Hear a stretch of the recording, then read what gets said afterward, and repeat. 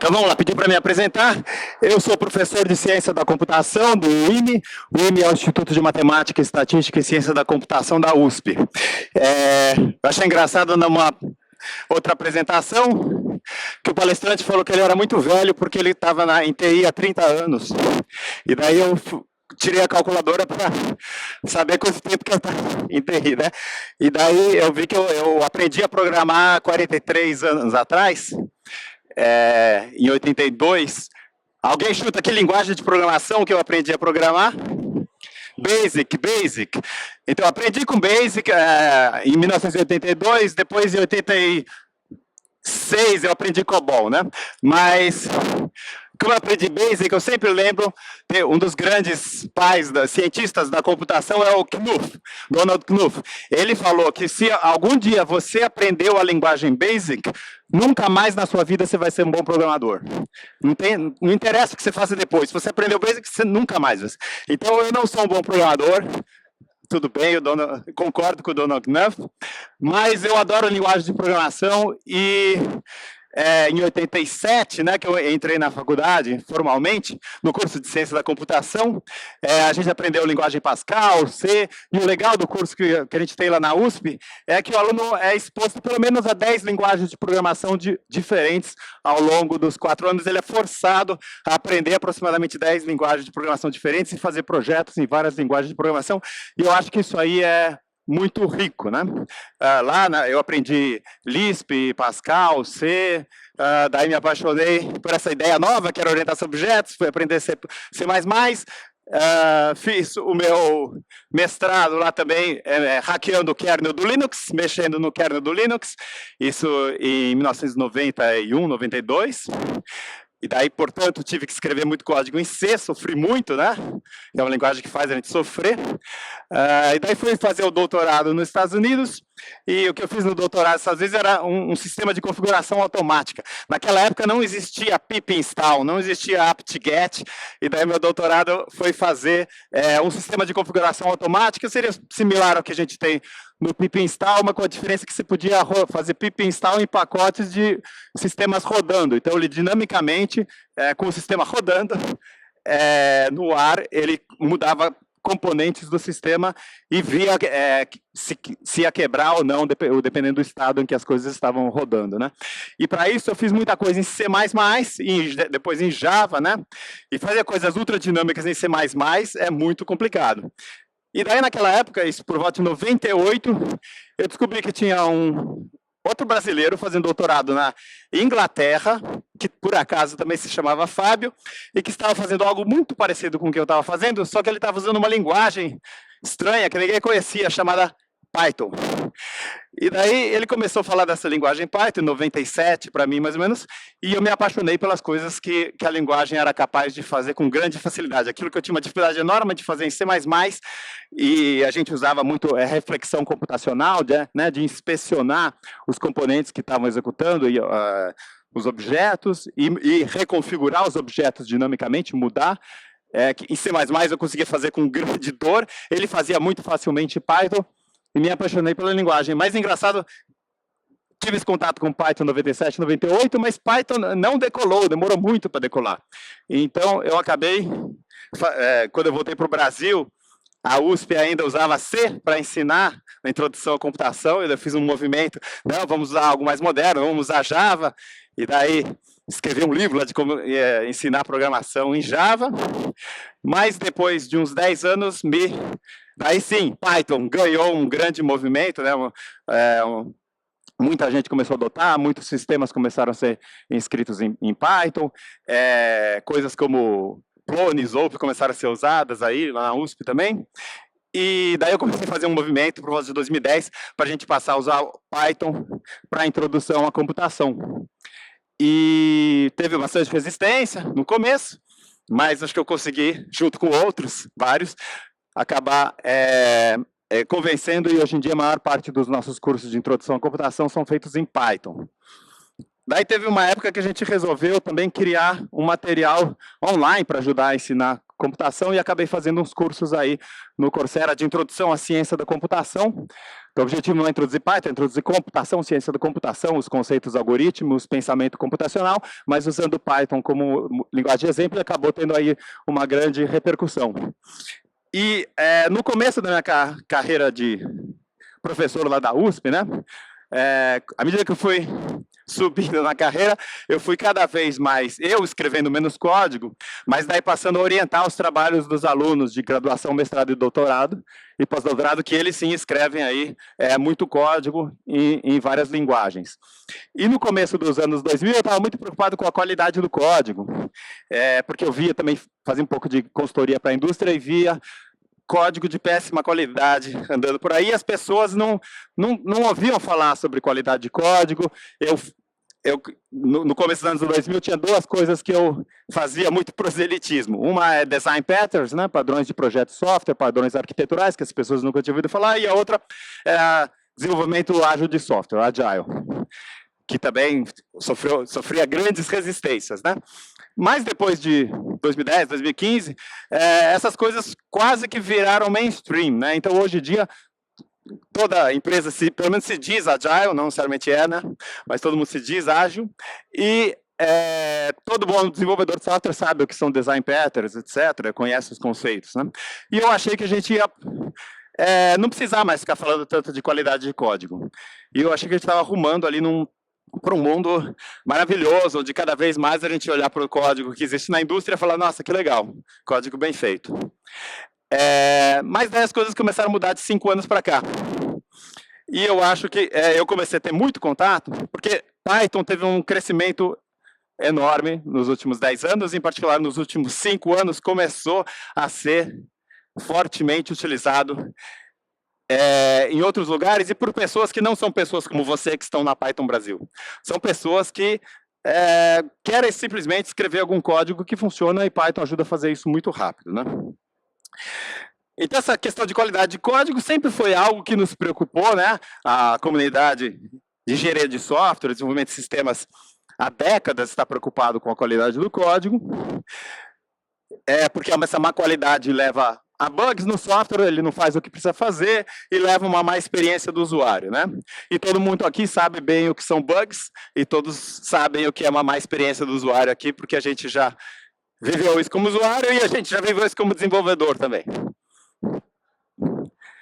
E essa qualidade melhorou muito ao longo da história, tá? Se a gente olha, quando eu comecei ali, hoje em dia a gente tem melhores linguagens de programação que ajudam a gente a ser mais produtivo e produzir menos problemas no código. A gente consegue escrever código com menos bugs mais facilmente hoje em dia, graças a essa evolução das linguagens de programação.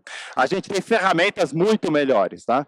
Então, as IDEs que a gente tem hoje em dia nos ajudam muito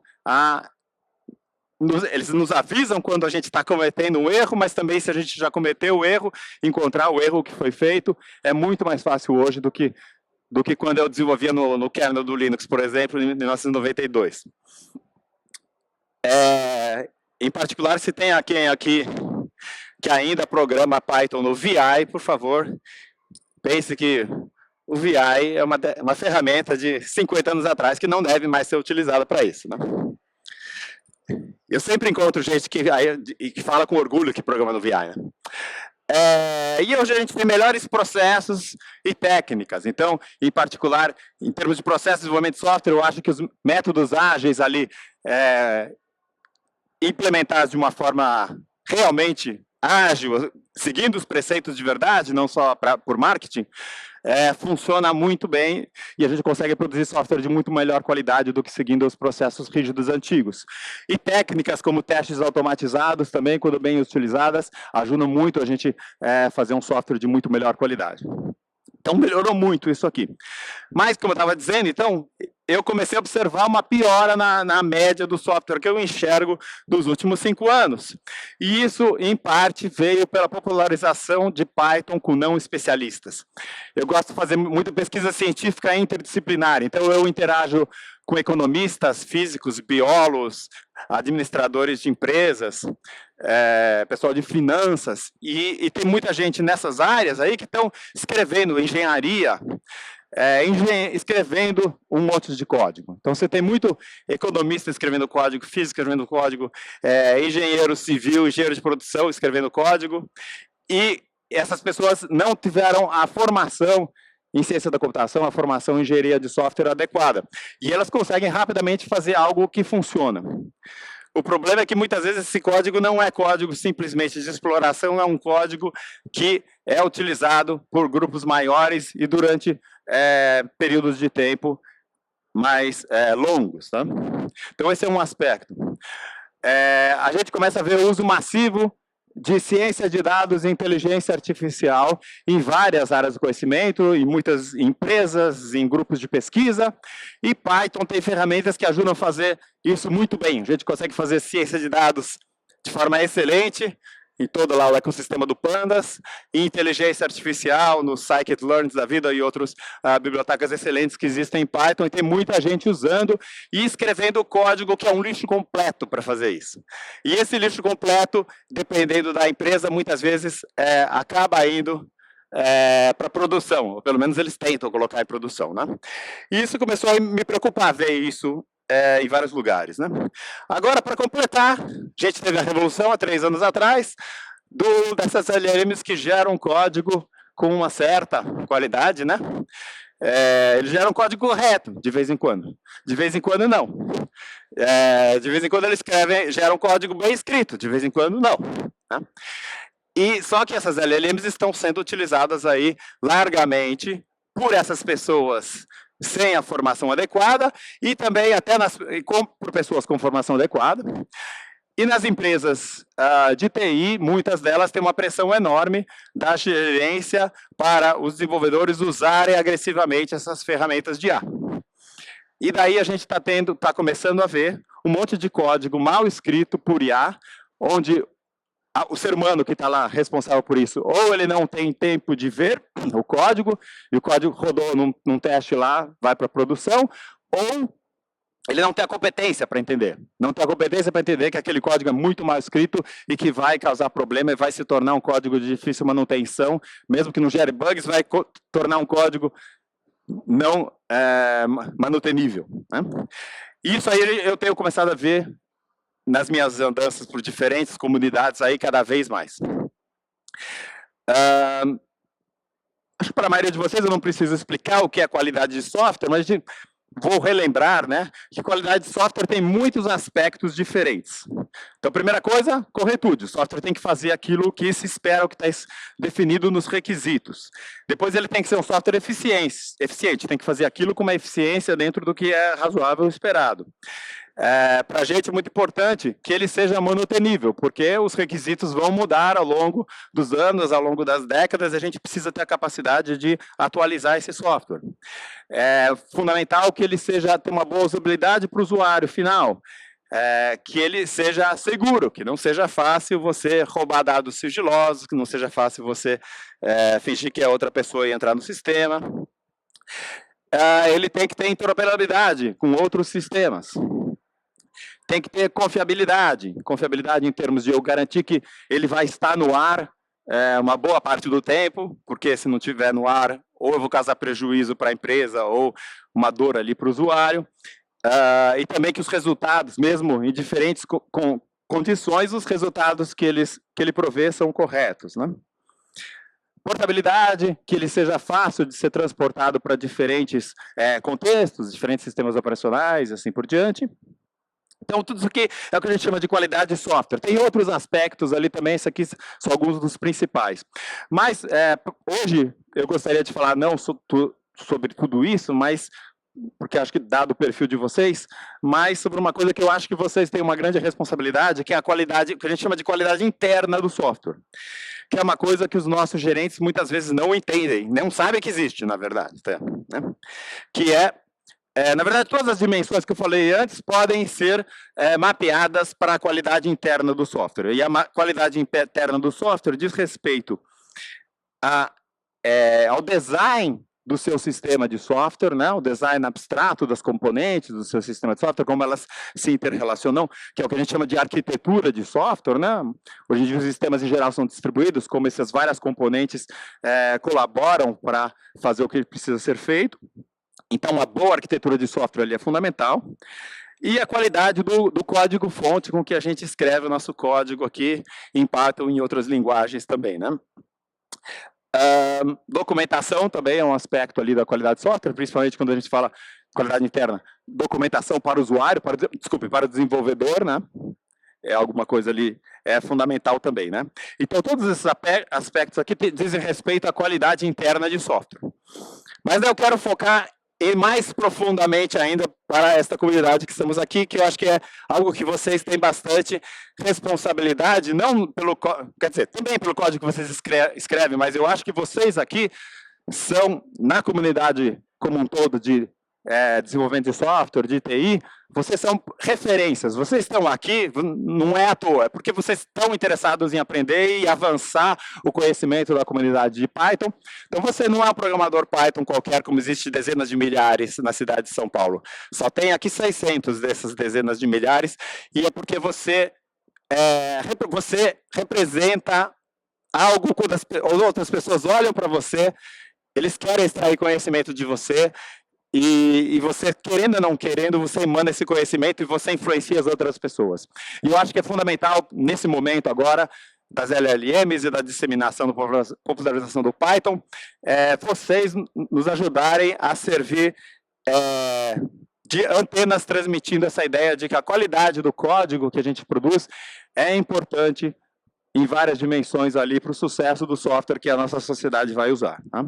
E qual é que é a qualidade do software? É a clareza. Então, eu bato o olho no código, eu tenho que entender o código, o que o código está fazendo, sem grande esforço cognitivo. Tá? Então, quanto menos esforço cognitivo eu tiver para entender aquelas linhas de código, mais claro ele é. Ele tem que ser conciso, então se existem duas formas de fazer a coisa, a forma mais enxuta, desde que seja, atenda aos requisitos e seja claro, é a melhor forma de fazer aquela coisa. O uso de bons nomes, que para mim é o aspecto mais importante do desenvolvimento de software. Se tudo que eu for falar agora nesses 45 minutos, se quiser esquecer tudo e não quiser esquecer só uma coisa, não esqueça que usar bons nomes para as variáveis, para as funções, para as classes, interfaces, tudo é fundamental para você ter um código com boa manutenabilidade, um código claro que vai sobreviver ali muitos anos. Tá? Então, vale a pena gastar alguns segundos a mais para escolher o nome de cada variável local da sua função ali, porque esses segundos a mais que você gasta pode economizar minutos, ou dependendo, juntando as coisas, gastar horas ou dias, economizar horas ou dias de depuração daqui 2 anos, por exemplo. Tá? Então, o uso de bons nomes, que é o erro, eu ensino muito novatos, né? É o erro mais comum dos novatos. Então, se nesse semestre estou dando aula para físicos, e daí toda variável é x, y, z, a, B, C, né? E daí eu olho para o código, depois de um tempo, nas primeiras aulas, o programa é curtinho, dá para entender, mas no final do semestre eu não entendo mais nada do programa, mas, na verdade, eu bato tanto que eles acabam escrevendo, usando bons nomes ali, né? A força, né? Modularização, é esse outro erro que a gente eu começo a ver novamente, tá?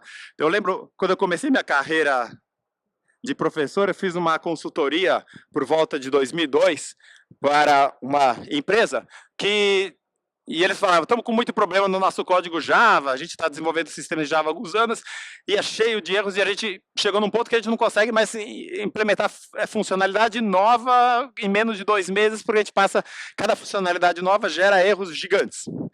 E daí eu fui olhar lá, eles não usavam testes automatizados, o que era comum naquela época, foi a primeira coisa que eu coloquei. E eu vi uma coisa que me assustou muito. Tinha uma função não, tinha uma classe que tinha um main de Java, né? Ponto de entrada da classe, que o main tinha 1.200 linhas de código Java. Uma função, um main. E daí, eu gosto de dizer que eu sou radicalmente contra pena de morte, eu não acho que é uma boa ideia nunca, mas talvez para quem escreveu um main de 1.200 linhas, a gente podia considerar. Mas não sei, provavelmente não é uma boa ideia. E, sei lá, Eu acho que a coisa nos 20 anos foi melhorando, mas eu voltei a ver código no contexto de ciência de dados, usando Python, com funções de centenas de linhas de código. Absolutamente não dá. Tá? Então, modularização, quebrar o seu código em módulos, por exemplo, funções ou classes, outros mecanismos adequados, onde que a complexidade é tal que você bate o olho na função e você entende em poucos segundos o que ela diz, isso é fundamental para você ter um código que vai evoluir ao longo do tempo. E uma função de 1000 linhas, você não bate o olho em alguns pontos segundos e diz o que ela faz. Nem em dias. Uso correto do idioma. Às vezes a gente vê isso também, principalmente quando alguém muda de uma linguagem para outra, começa a escrever Python com sotaque forte de Java, também não dá. Então você tem que aprender as expressões idiomáticas da linguagem que você está usando. A comunidade Python fala muito do Pythônico, né? Então você tem que escrever Python como Python, Java como Java, JavaScript como JavaScript e assim por diante. Isso é importante para comunicação com os outros. Se o seu sotaque é muito forte, os outros não vão entender direito. E uso de padrões, tem diferentes tipos de padrões, tem os design patterns, tem os padrões arquiteturais, tem os antipadrões que eu vou falar daqui a pouco, que é uma forma de você aprender com a experiência de outros. Então, existem padrões ali que se aplicam no mundo Python, em outros contextos, em sistemas de maior porte, que é preciso conhecer os padrões que existem, adotá-los e conversar em termos desses padrões com os seus colegas. Tá? Então, tudo isso aqui diz respeito à qualidade do código. E outro que eu acho fundamental, o código... Eu acho que testes de software é algo... Testes automatizados, bons testes automatizados, é fundamental para você ter um software de alta qualidade. Mas daí você precisa escrever o código pensando em que ele precisa ser testável. Tá? Não, dependendo do jeito que você escreve o seu código, você não consegue testar. Então, código de alta qualidade é código que é facilmente testável. Se o seu sistema é difícil de testar, quer dizer que a qualidade do código não é tão boa porque ele não é testável. Tá? Então, tudo isso a gente tem que levar em consideração, e eu espero que vocês nos ajudem a levar isso, disseminar isso cada vez mais, continuar disseminando isso. Então, clareza, recapitulando, né? Então, clareza, eu diria que é o mais importante, que resume tudo que vem depois. Né? Concisão, optar por soluções melhores e mais concisas, e daí você, usando os idiomas das linguagens, muitas vezes você consegue ser mais conciso. Bons nomes, para mim, é o fundamental e é o principal mecanismo para você ter o código claro e que vai ter boa manutenabilidade. Modularização, fundamental, eu gosto de funções muito pequenas, tá? A minha linguagem preferida da minha vida não é Python, é Smalltalk, que infelizmente é uma linguagem que faleceu. E em Smalltalk, se dizia que se seu método tem mais de 5 linhas, você está fazendo algo errado. Tá? Então eu tenho isso na minha cabeça, não sei se o número é 5, depende do contexto, depende da linguagem, mas na minha cabeça eu tenho esse número ainda, que eu aprendi na comunidade Smalltalk. O idioma, aprenda bem o idioma da sua linguagem de programação ou da sua biblioteca que você está usando. Né? Então, se você está trabalhando em Python e vai trabalhar em ciência de dados ali com Pandas, você tem que aprender os idiomas de Pandas também, que não são só os idiomas da linguagem. E aprenda os padrões. Primeiro, acho que é bom ter conhecimento geral de padrões orientados a objetos, né? Os padrões ali, design patterns, os padrões arquiteturais, mais conhecimentos gerais, mas também depois busque os padrões específicos do domínio que você está trabalhando e da linguagem que você está trabalhando. Dependendo da linguagem, até os padrões do Goff, do Design Patterns, em diferentes linguagens você implementa ele de formas completamente diferentes. Então aprenda a forma idiomática da sua linguagem de implementar os padrões também. Você não vai implementar em Python um singleton da forma que você implementa em Java, né? E testabilidade, usar testes na hora de escrever código, pensar em escrever código que é testável. Você pode fazer isso, se você usa TDD, né, Test Driven Development, naturalmente você vai escrever código testável. E note que TDD você pode usar TDD com testes a priori, primeiro você escreve os testes e depois o seu código, que eu acho muito legal, mas não é obrigatório. Você pode fazer desenvolvimento guiado por testes, mesmo escrevendo código teste também é possível de se fazer. É uma coisa que eu recomendo bastante. Tá. Daí outra coisa que a gente podia, que se faz pouco, acho que são poucas as empresas que fazem, por exemplo, é medir a qualidade do código-fonte ali, e acompanhar e gerenciar a qualidade desse código-fonte, né? E daí tem diferentes formas de fazer isso. Tem algumas métricas objetivas que a gente pode medir matematicamente no código, que ajudam a ter uma ideia. Elas não funcionam 100%, elas não são sempre corretas, e elas não captam todos os aspectos de qualidade, mas ajudam em algumas coisas, elas ajudam. Por exemplo, alguns exemplos de métricas objetivas. A média de linhas por método, que eu já falei, né? Então, se você tem um projeto lá que a média de linhas por método é 5, eu vou falar muito legal. Pelo menos nesse aspecto, seu projeto está bem legal. Agora, se for 40, eu vou falar muito ruim. Tá? Tem algo errado com esse projeto. É um cheiro muito ruim vindo do seu projeto. A não ser que você teve uma justificativa mirabolante, não tem motivo para ter 40 linhas por método, em média, num projeto. Número de métodos por classe, complexidade ciclomática, que é uma medida ali de quantos caminhos diferentes você tem dentro de uma função, não pode ser muito alto, senão o esforço cognitivo para entender o que aquela função faz é muito grande, e daí vai causar inúmeros problemas. Número de atributos por classe, número de parâmetros por método, tudo que você pode medir automaticamente e visualizar, né?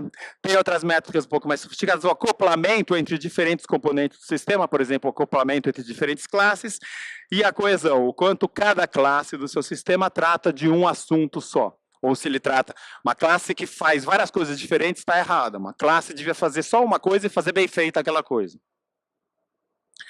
Duplicação de código é outra coisa péssima, né?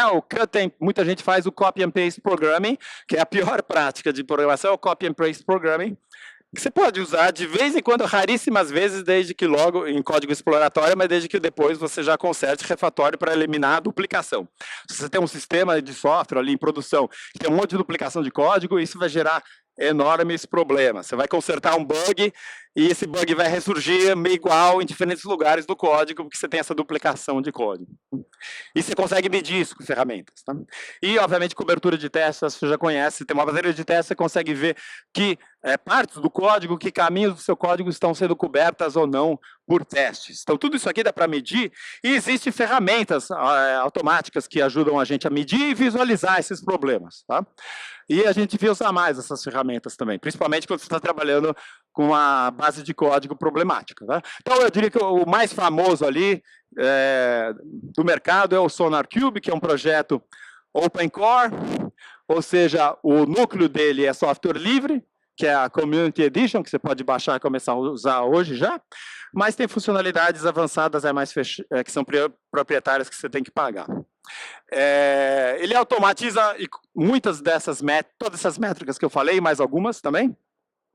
Ele tem uns detectores de maus cheiros no código, né, que são coisas que podem indicar problemas de qualidade, e você consegue visualizar. É um projeto meio complexo de você instalar e utilizar, então não é alguma coisa que você vai fazer em poucos minutos, não. Então, acho que só vale a pena usar ele ou o SonarQube se você vai usar na sua empresa, no seu projeto aí, open source, mais regularmente, porque você tem que investir um pouco de tempo até conseguir usar ele. Mas tem outras ferramentas ali mais simples que aí são mais fáceis de usar, né? Então, muitos de vocês já conhecem para o próprio Python, o PyLint, né? E o Flake 8, o PyLint é dessa família que a gente chama de linters, que é um software que vai buscar problemas de qualidade no código-fonte que você escreve. Né? E daí tem isso para diferentes linguagens de programação, né? Por exemplo, ESLint é para JavaScript, TypeScript, tem o famoso checkstyle do Java, né? Que olha para convenções de estilo, de se o código segue bem o estilo Java, e detecção de maus cheiros ali em Java. Em C++ tem o CLang Static Analyzer, que também aí faz um trabalho muito bom, em particular em código C++. Não sei se alguém tem o desprazer de trabalhar com isso aqui. Você pode ter muito vazamento de memória, né? E o CLang ajuda a detectar esses vazamentos de memórias e outras coisas. Né? Tem outras coisas bem interessantes, né? Por exemplo, o SemGraph é um Semantic Graph, que é uma espécie...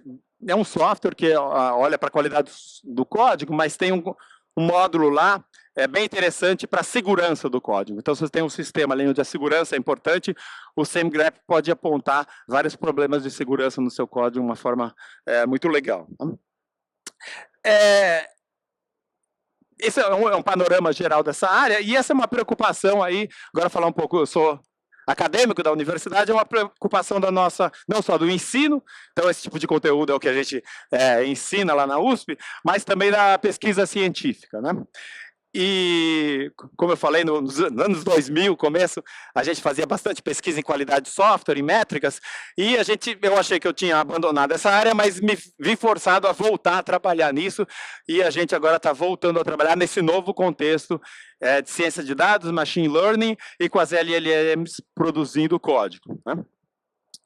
E só aqui dar um exemplo de um projeto que a gente fez. A gente está começando agora com alunos de graduação fazendo TCCs e projetos de iniciação científica, estudando esses problemas, porque daí a gente quer depois avançar para o mestrado e doutorado e fazer pesquisa científica inovadora. Quer dizer, a gente já está fazendo pesquisa científica inovadora, mas numa graduação você tem ali 1 ou 2 anos de trabalho e o aluno não tem muito tempo para isso. Já num doutorado direto, por exemplo, ao terminar a graduação, se o aluno quer se aprofundar na ciência, ele pode fazer um doutorado direto. Termina a graduação, vai direto para o doutorado. E daí consegue, por exemplo, em 4 anos fazer o doutorado se ele é um bom aluno. Mas daí você tem 4 anos para desenvolver, você consegue fazer algo muito mais profundo e você consegue aprender tudo.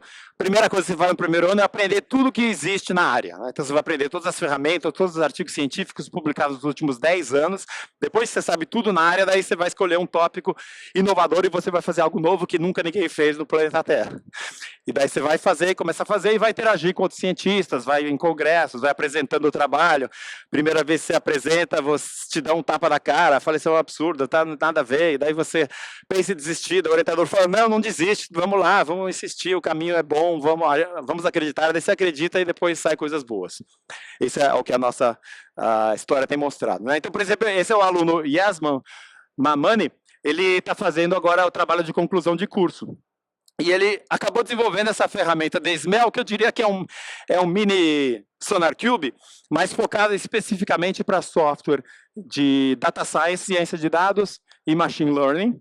Qualidade de código em Python para ciência de dados e aprendizado de máquina. Porque a gente começou a ver, eu comecei a ter muito contato com código muito mal feito nessas áreas, a gente falou, não, precisamos fazer alguma coisa em relação a isso, né?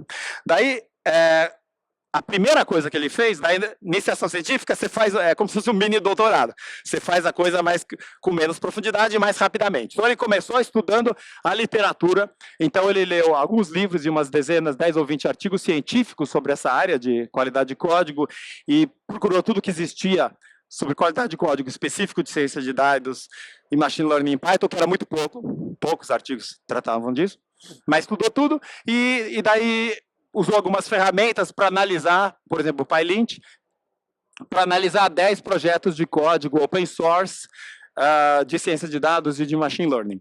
E daí a gente começou a mapear quais eram, nesses 10 projetos, grandes projetos de open source de machine learning, quais eram os principais problemas de qualidade de código que apareciam. E a gente acabou ranqueando ali os principais problemas que mais apareciam, e daí também com a ajuda de especialistas em qualidade de código, a gente criou um catálogo de antipadrões, que está disponível aqui neste endereço, que quem quiser pode dar uma olhada, que um padrão, um antipadrão é o oposto de um padrão. Um padrão é uma solução, um exemplo de solução bem feita que pode ser replicada em diferentes contextos, né? Esse é um padrão. Um antipadrão é um exemplo de coisa mal feita, que é muito mal feita em vários contextos diferentes e que é muito repetida. E o antipadrão não só diz o que está de mal feito, mas o que está de errado e como consertar. E daí apresenta a solução consertada. Então, é uma ferramenta muito boa para você transmitir o conhecimento, e a gente montou esse catálogo de antipadrões, e a gente... Esse catálogo tem esses 10 antipadrões. Então, primeiro, é alta complexidade ciclomática, é uma função que é muito complicada de entender. Outro é iterações não necessárias, isso é principalmente em pandas, quando em vez de você usar as funções do pandas para percorrer uma series ou um data frame, as estruturas de dados pandas, em vez de usar o idiomático, você usa um for e fica iterando em cima do seu data frame o que está errado, né? O código fica mais difícil de entender e muito menos eficiente. Código duplicado, que é um problema que cada vez mais estou voltando a ver aí no mundo.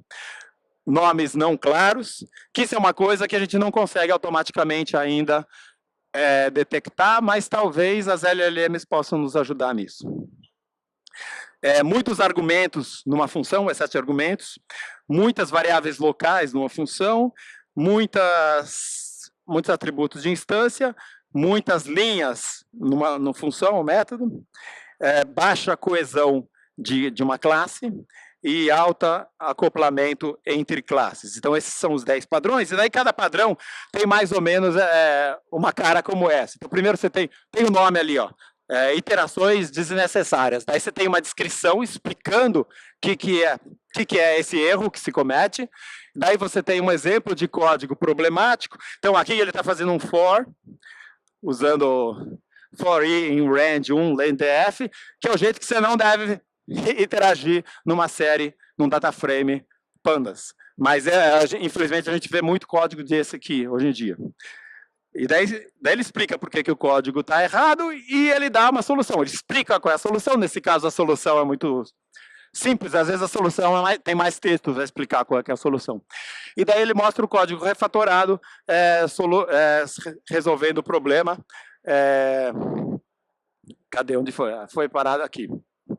Na verdade, esse dfclose.percentage essa é uma função ali de series da biblioteca que já vai fazer o que antes era feito pelo for. Tá? E daí tem uma conclusão que discute um pouco o que aconteceu e termina. Tá? Então, esse eu escolhi porque era mais simples, mas tem esses 10 padrões com essas 10 explicações que estão disponíveis lá no site do GitHub.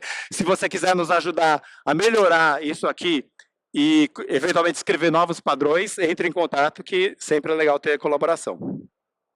E daí, depois que os padrões estavam funcionando, ele resolveu fazer um dashboard, que acabou virando esse mini Sonar Cube, que, se a minha internet funcionar, na verdade, eu vou mostrar aqui. Né? Então, nesse dashboard, você cria uma conta, e depois você carrega os seus projetos. E carregar o projeto é simplesmente você dá a URL do repositório, por exemplo, do GitHub ou outro. Então, só para essa demonstração, eu coloquei 2 projetos. Um que chama EconML, que faz Machine Learning em Econometria, e FinRL, que faz Reinforcement Learning, Deep Reinforcement Learning em Finanças, código de finanças. E vamos avaliar ali os códigos. Você simplesmente baixa aqui, aperta o botão, e daí ele analisa todo o código e ficou meio desformatado porque eu ampliei muito a fonte, mas eu vou deixar assim para vocês conseguirem enxergar. E daí ele traz um monte de informações. Então, por exemplo, aqui em cima é um resumo. A gente avalia que a qualidade do código desse projeto é um 85%, que é boa, né? Não é ótima, mas é boa. E tá azulzinho porque é ótima, mas não é boa. Acho que o bom mesmo é o verde, o ruim mesmo é o vermelho, o amarelo é médio bom. Ele encontrou muito código duplicado, tá? Acho que isso não é 90, acho que se não me engano é 9.51% dos arquivos tem código duplicado, não é das linhas de código. Número de linhas em média por função é 20, eu gosto dessa métrica, tem gente que não gosta, e 20 eu acho alto. Por isso que não está marcado tão bom. E ali, 141 linhas por classe na média. E daí você pode se mergulhar dentro do seu código. Então, por exemplo, aqui, os code smells, né, os maus cheiros no seu código, aqui está listado quais são os piores, né, os mais frequentes. Então, o mais frequente tem 253 casos de uma função que tem argumentos demais. Depois, e aqui a gente tem todos ali. Não, nesse caso só tinha esses 5. Por exemplo, 51 casos de funções que são complexas demais.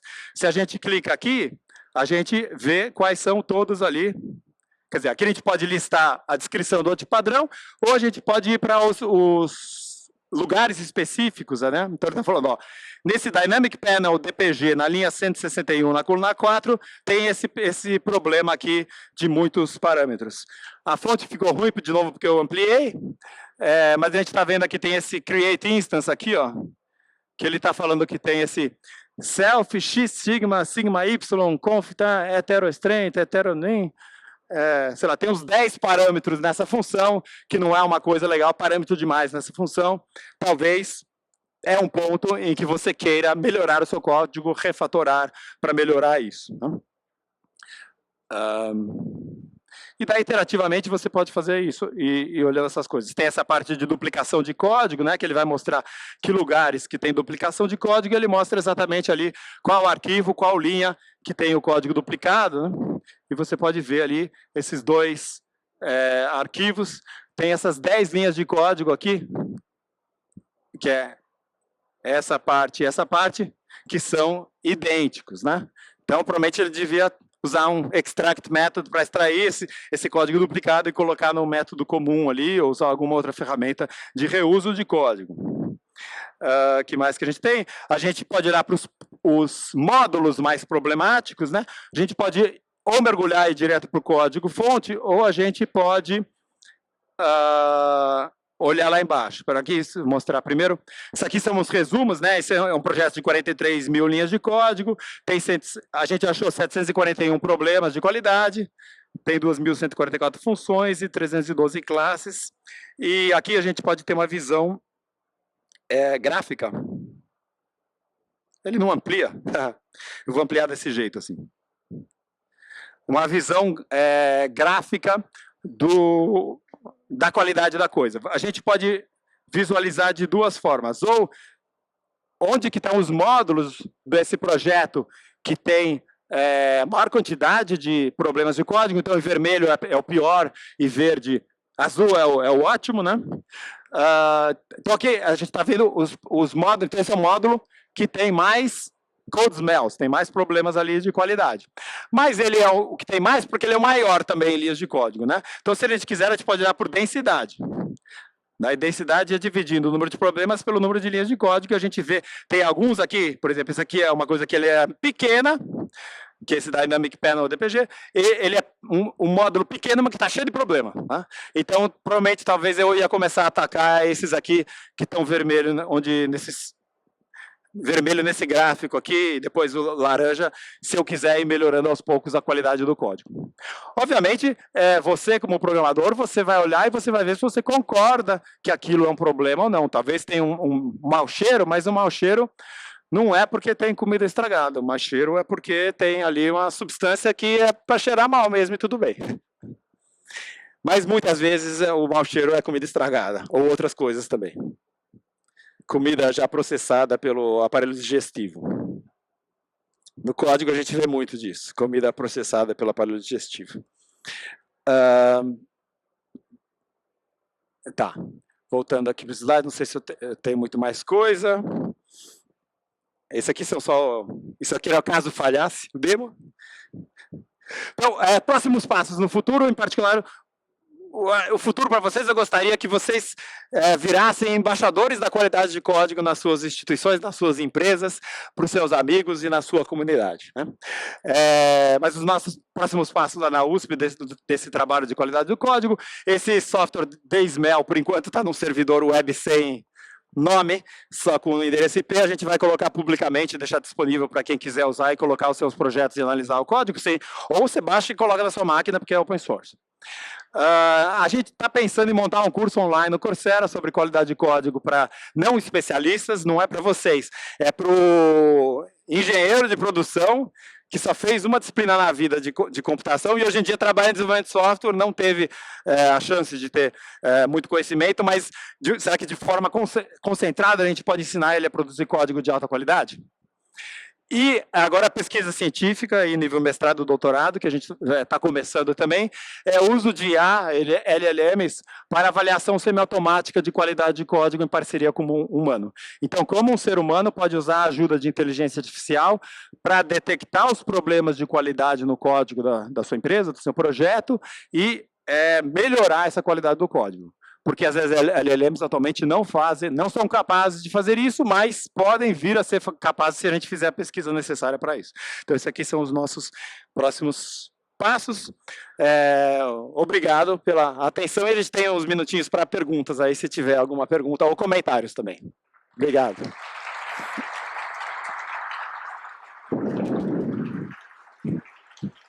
Enquanto eu não ver a primeira pergunta, a propagandinha aí dos meus... Esses são meus cursos de introdução à ciência da computação com Python, para se indicar para os seus amigos, vocês provavelmente não precisam. E esses aqui são os cursos mais avançados de orientação a objetos, onde fala de padrões de projeto, padrões arquiteturais e outras coisas mais avançadas de OO. E os exemplos tem exemplo de Python para tudo e também em Java. Então é isso. Alguma pergunta? Teste. Não vejo. Ou comentário. Comentários servem. Tem ali uma pergunta. É só fazer o microfone funcionar. Teste. Eu preciso... Testando. Alô. Não, eu vou chegar bem perto para ouvir a pergunta. Fala no microfone e fala... Mas eu acho que o pessoal não está ouvindo, não, que não está saindo no meu fone. Só o meu que não está saindo. Esse eu também é desligado. Tá. Parabéns primeiro, obrigado. Obrigado. Você falou sobre bons nomes, que é um dos seus principais pontos. Eu concordo, eu acho excelente. Eu queria saber se você tem alguma dica ou alguma percepção para evitar o trade-off de acabar com um nome gigantesco da sua variável de 50 caracteres no nome de uma variável. É engraçado que os bons nomes, eu acho que depois tenho 40 anos de experiência, eu acabo fazendo muito de forma intuitiva e não refleti muito sobre como fazer. Então, embora eu fale muito isso, eu ensino por meio de exemplos. Então, não tenho uma metodologia sistemática, mas talvez eu devesse criar uma metodologia sistemática, que eu acho que é possível. As pessoas têm, na época que eu trabalhava em COBOL há 40 anos atrás, os nomes das variáveis eram 2 letras, porque você queria economizar o número de bytes que você gastava, porque a memória é muito pouco. E até hoje eu acho que tem um resquício disso das pessoas de acharem que o nome tem que ser muito curto, que nome curto é legal. Mas não tem problema de você fazer um nome de 10 caracteres ali para sua variável. Se chegar em 20, aí acho que já começa a ser problemático, porque daí fica grande demais, o código vai ficar largo demais, vai se demorar para digitar, embora tenha autocomplete. Então, acho que hoje em dia, por volta de 10 não é um problema de ficar por aí. Mas tem um aspecto de arte e de estética, né? Então, não conheço regras rígidas para isso. Não, acho que talvez nem devem ter. Mais alguma questão? O pessoal já está com fome. Tem uma pergunta ali atrás. Eu vou vestir o meu fone enquanto chega o microfone lá. Eu queria fazer a pergunta lá atrás, eu passo o microfone. Tá bom. Deixa eu só botar o fone. Usa o meu. Já é rápido.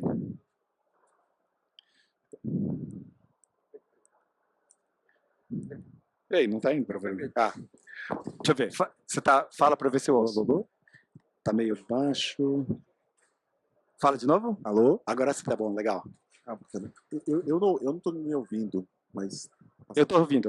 Então, parabéns novamente. Eu também vim lá da USP, sofri lá com os Max 115, Max 110 da vida, com o NerdC, com projetos muito desafiadores, que é muito interessante. E na última frase sua, na resposta anterior, comentou sobre arte, né? E quando eu vejo o projeto muito bacana lá do Bamani, não sei, você não gosta, por exemplo, você gosta de funções extremamente curtas, né, bacana, mas só que isso eu entendo que tem alguma liberdade dentro dessa arte toda, né, os extremos são muito ruins, mas algo no meio ali, um pouco mais gris, mais cinzento ali, que a gente pode escolher um pouquinho mais. E como é que você entende esses limites daqui da arte, né, para dizer o que é o que está cheirando bem ou não, né? Então, como é que você entende isso, esses limites, assim, onde vai estar dentro de algo aceitável, só que com essa flexibilidade razoável, né? Tá. Então eu tenho o meu gosto pessoal, que foi moldado ao longo da minha experiência de 40 anos, mas eu tenho a média do que eu acho razoável. Mas daí quando você vai para um projeto específico, numa linguagem específica, num domínio específico, contexto específico, você muda um pouco. Então, embora eu falei que 5 linhas é legal, talvez dependendo da linguagem e do domínio, você está usando um outro framework, pode ser que 10 linhas é tranquilo, pode ser que 15 linhas é tranquilo. Então, em particular, nessa ferramenta, a gente já colocou desde o início essa coisa chamada de quality settings, que tem ali os valores default, que eu e o aluno definimos, mas você pode vir aqui e você definir o que quais são os thresholds, né? Para você. Quantas linhas per function? Na verdade, aqui ele botou nessa versão está em 20. E acima de 40 ele diz que está péssimo. Mas você pode ir lá e ver no seu projeto a sua equipe fazer uma reunião e a equipe decidir o que é razoável, e daí você coloca os parâmetros da sua equipe. Então não faz muito sentido eu forçar em você as minhas opiniões. Mas é legal a equipe ter um consenso do que é razoável. Uma pergunta aqui.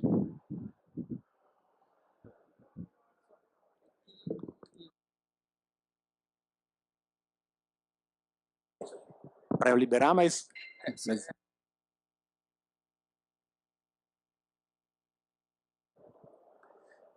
Temos para só mais uma pergunta. Quem que é? E tem algumas mãos levantadas. Quem não der tempo de fazer a pergunta, pode vir depois que terminar e falar aqui pessoalmente comigo. Opa, tá me ouvindo? Sim. Tá certo. Meu nome é Rodrigo Barretos, o pessoal me conhece como Barretos e tal. Na verdade, o meu não é uma pergunta, na verdade é um agradecimento. Há uns 8, 9 anos atrás, eu estava desempregado. Python é uma linguagem que eu estava curioso por causa de uma série, Mr. Robert, não sei se você já assistiu. Ele usa bastante Python lá, estava curioso para entrar com programação e tal. E o seu curso me abriu as portas para conhecer Python, ver como é que funciona, dar os primeiros passos. Não tinha como pagar um curso, nem sabia como pesquisar sobre. E os seus 2 cursos, foi os links que você colocou agora há pouco, foi o que me abriu as portas. Hoje eu trabalho com Python, é minha linguagem favorita, então obrigado pelo curso. Fica a recomendação. Todo o material é gratuito e aberto. O Coursera, se você quiser um certificado de que você completou, daí sim tem uma taxa lá, 100 e poucos reais, mas todo o material é aberto e livre. E Creative Commons, você pode pegar e usar no seu curso também. Então é isso, obrigado pela atenção de todos. Eu vou estar aqui alguns minutos se alguém quiser perguntar alguma coisa.